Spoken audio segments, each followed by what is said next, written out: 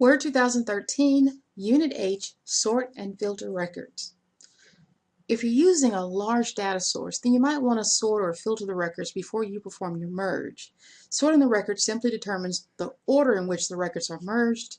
For instance, we might want to sort an address data source so that the records are merged alphabetically by last name or by the city.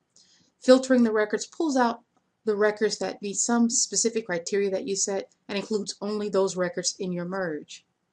Let's go ahead and try this out. We're going to apply a filter to the data source so that only US addresses are included in the merge. We can then sort those records so that they merge in zip code order. So let's do this. We want to click Edit Recipient List in the Start Mail Merge group. And notice this list is a little longer than the previous exercise that we had.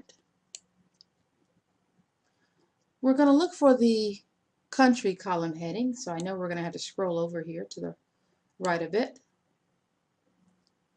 And now let's click the country column heading list arrow, and we're going to choose US. Now a filter is applied to the data source so that the only records we see are those records with US in the country field. So for us, only these records will be merged. Let's also click Sort, which is down here in our Refined Recipient list. And we're going to choose to sort first by zip code. So let's find the zip code. That's going to be our primary or our major sort. Then by last name. So what we have is a sort within a sort. With each change in zip code, it will be sorted by last name. And let's do both of these in alphabetical order from A to Z, ascending. And I'll click OK. And click OK again.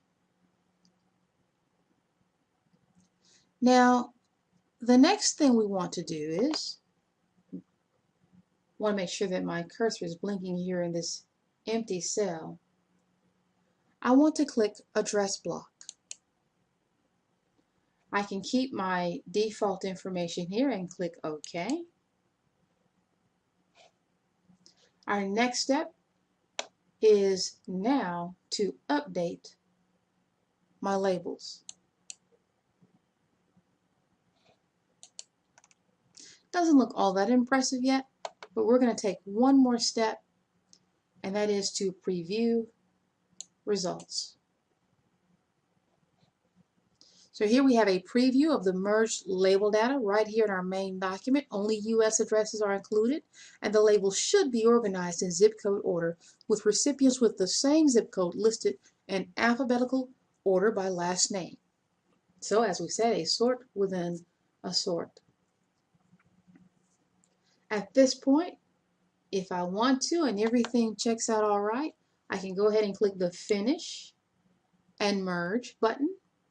And remember, we always have the option of going ahead and printing our document or choosing to edit individual documents, and this is usually my choice. I seldom want to send things directly to the printer. I'm going to say I want to merge all, and I'll click OK. So now notice my heading has changed. Now this says Labels 1.